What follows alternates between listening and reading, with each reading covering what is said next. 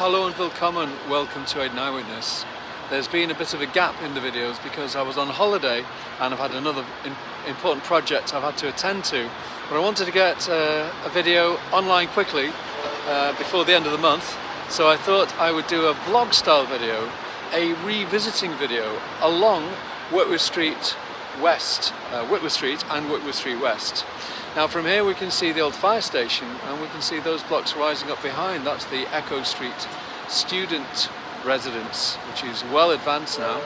So I'm going to walk down. There we see Whitworth Street in front of us, and in the distance Whitworth Street West and the new development area around Crown Street with the contour towers, one of which we can see.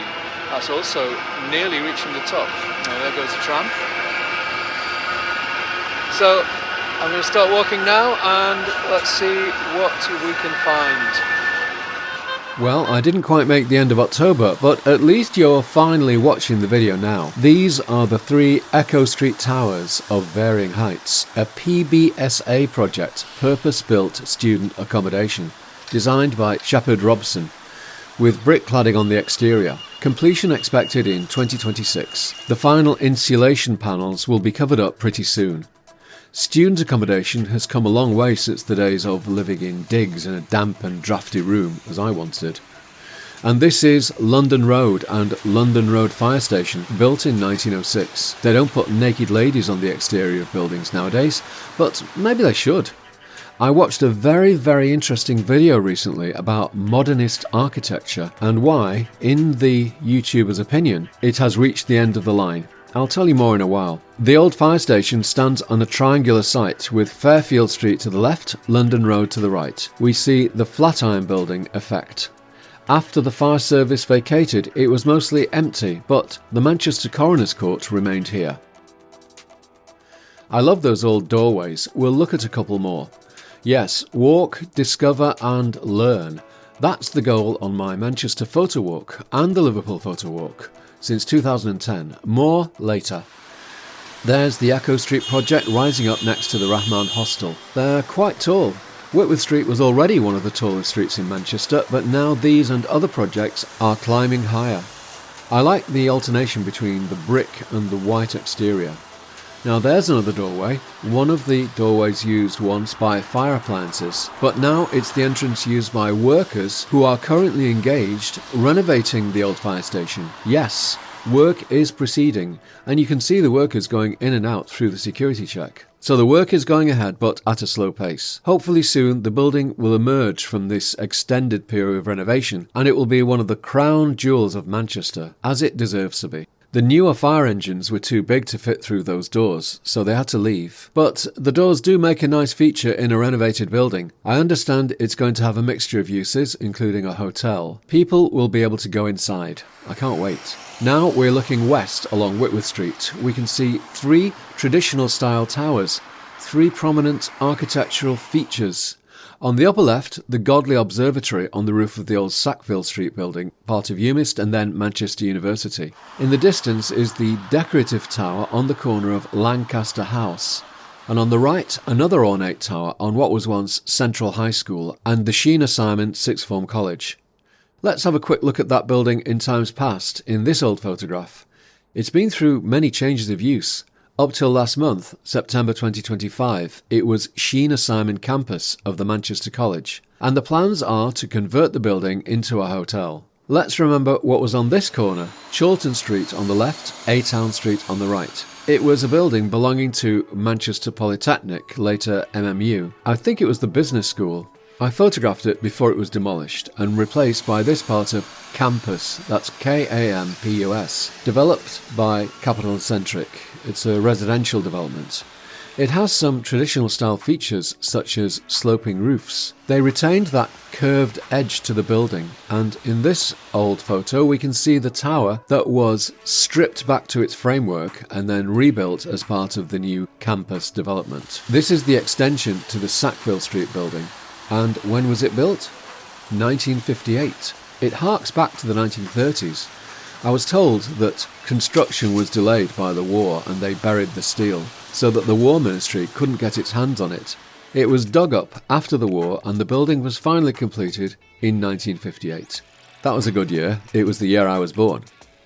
Back to the former Sheena Simon building, a great feature of it is this doorway which has some very photogenic qualities. It's a shame they don't build doors like this nowadays. I've always thought it would make a great setting for a wedding photograph, and if the hotel plans are fulfilled, maybe we'll see a wedding photographer here photographing the happy couple. Now looking west along Whitworth Street and between the tall buildings is the even taller Contour Tower 1. The cladding has nearly reached the top of the building. The sky has been filled and we'll walk down there to the corner of Whitworth Street and Princess Street. Let's look at this photo from the Manchester Archive, taken in 1914. A chaotic scene with horse-drawn carriages carrying all kinds of goods. A tram seems to be held up on the right. A luxurious motor car waits on the left. Is that an early Rolls-Royce? Can anyone identify it? What's remarkable is that the buildings on 3 sides of this junction are still there today and will remain there. And now we go to a spot that I like to visit on my Manchester photo walk. It's just off Whitworth Street and provides us with a view of the backs of the buildings, including the Refuge Building, later Palace Hotel, now Kimpton Hotel, that's straight ahead, and I'll compare it to a photograph I took in the past. The 2 tall towers are student residences, with the Maldron Hotel on the left. The River Medlock curves around, but the area occupied by the car park remains undeveloped. We're getting closer to Contour now, looking above the former corner house. It rises up prominently. Take care with that right turn into Oxford Street. I once got a ticket for driving into it during restricted hours. Here on the corner of Oxford Road, there's the former corner house. I had many great times there, and I saw many great films and talks. On the right-hand side is Whitworth West apartment building, built in the 2000s. Most people are not aware that the old St Mary's Maternity Hospital was on that site, as we can see in this photograph from 1973, just before demolition. It moved down Oxford Road into a modern building, which in turn was demolished and replaced. There's an interesting doorway. The sign says, Escape Manchester. The website says, an electrifying new nightlife experience is coming soon. Now we're looking under the arch bridge carrying the railway line between Oxford Road Station and Deansgate Station. We can see the remains of the Hotspur building. We'll take a closer look. But first, let's take a look at another old photograph. It was a bit overexposed, but I've enhanced it a little. It gives us an idea of how it looked in 1944. After the fire in June 2025, much of it remains, but it's in a sorry state. Quite a contrast to the recently completed Square Gardens co-living complex just nearby, now fully let, so I've read. The south side of the Hotspur building is largely intact. So are they going to renovate it? Keep watching AidanEyewitness. I found my old photograph again of the Manchester Township sign and the old Cambridge Street sign. It's a long time since they disappeared. I wonder what happened to them. In the aftermath of the fire, life goes on. There are plenty of new posters that have appeared, adding to the existing colourful graffiti further along. Those are the home arches, the latest reuse of the spaces underneath the railway viaduct, which dates back to 1848. And what's that rising above Deansgate Locks? It's the new Stay City Apartments tower. We can see that it's some distance from the Beetham Tower, hidden behind the Axis Tower on the right. From the south it looks much closer to the Beetham, which we'll see later. This area was once Gaythorne Gasworks. Now there are lots of office buildings as well as Home Art Centre, which replaced the corner house. The area is a privately administered complex, and I was told off by a security guard for taking photographs looking towards the Square Gardens Tower. I explained what I was doing, but he wasn't impressed. I've not used the photographs. This is the second time this has happened to me on this spot. Photographers beware. We've come off the Whitworth Street West axis now, and we're looking along the River Medlock towards the entrance to the Deansgate Square Towers. Somewhere in my collection of negatives, I have a photograph of the decrepit old warehouse that once stood on this site. I hope to find it. Those are the familiar 4 Deansgate Square Towers, and now we are back again in front of Contour, and let's have a scroll back to look at my earlier shots of the building in its stages of construction. That in and out design gives it almost the look of a woman's figure. Well, maybe a woman painted by Picasso. Still not as curvy and feminine as the Aqua Tower in Chicago, which was actually designed by a woman, architect Jean Gang. How many architects who are women do we have in Manchester? The second contour tower is also reaching for the sky, and she has been dressed with exterior cladding up to her waist. She will soon be reaching her full height. Let me just explain about that video by a commentator from the Netherlands. He advocates that architects should return to traditional styles of architecture. He maintains that old style buildings don't necessarily cost much more than new styles. I thought they did.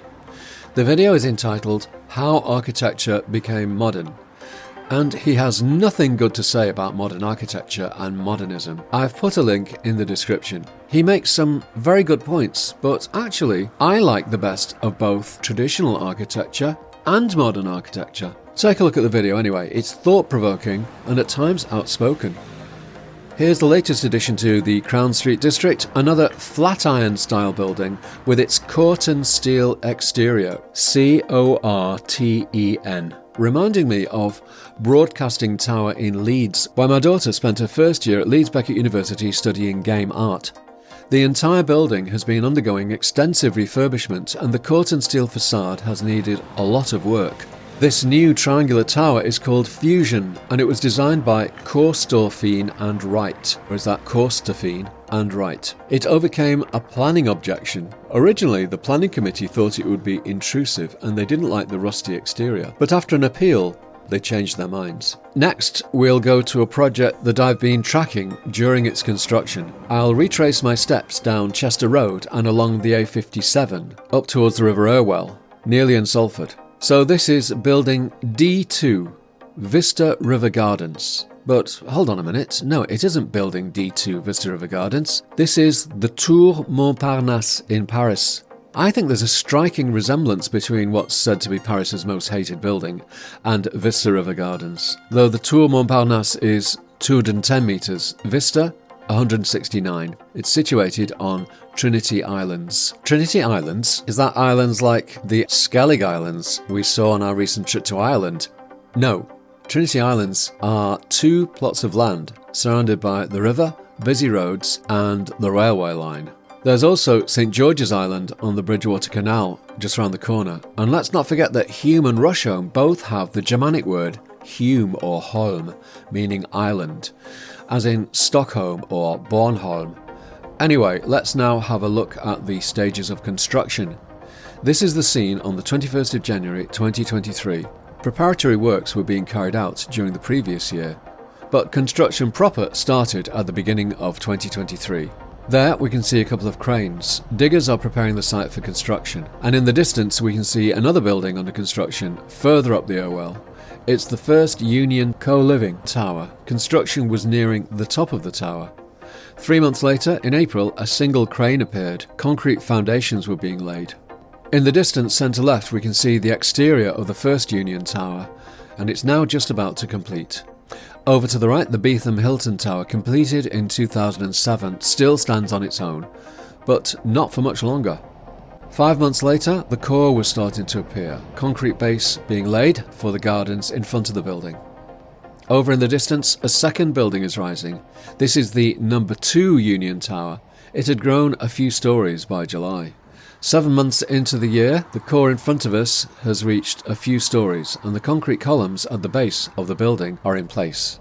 Now it's November and in just 4 months the second Union Tower has almost reached its full height. That's fast work. Here a second crane has been erected. 4 months later, in November, the structure of the building's lower section is now clear and we can see the concave V shape in the facade and the floors of different heights. Interesting design here, not just plain rectangles. Now it's February 2024 and the building is being dressed with its glass facade in the familiar Simpson Hough rectangular mosaic style, which seems to divide opinion. Over to the left, in the distance, the second Union Tower has now reached its full height. Fast forward 5 months to July and a second building has begun to appear on the left in front of us. And it's important to note that this second building is not part of Vista River Gardens because it was sold to Starlight Investments, and it will be a separate development with its own name. What distinguishes the two is that Vista River Gardens apartments will be for sale, starting at £340,000 for a one-bedroomed. But the other tower will be rental. The Vista Tower looks pretty tall. She's 555 feet, but her younger sister on the left will rise even higher to 600 feet. We jump forward now to March 2025, the facades reflecting the golden afternoon sunlight. Her younger sibling is growing up and will soon become the taller of the two. On a sunny day, we can see the left-hand tower has advanced further. Now it's October 2025. Just a few days before this video was uploaded, 33 months into the construction. They look very slim, don't they? Almost like New York's Twin Towers reborn. In his video, the Dutch commentator decries the fact that modernism has taken over as the standard architectural style of modern times, and he reckons its days are numbered. He thinks architects should go back to building in a more traditional style, and he thinks they will, in a style like Poundbury in the south of England. But on this particular site, how could you build in a traditional style and make the most of the very restricted space? The campus development we saw at the beginning goes some way to introducing some traditional features. Could something similar have been done here? And let's not forget, under the original plans, there would have been a much taller tower, one of 5 towers, and there was to be a viewing platform.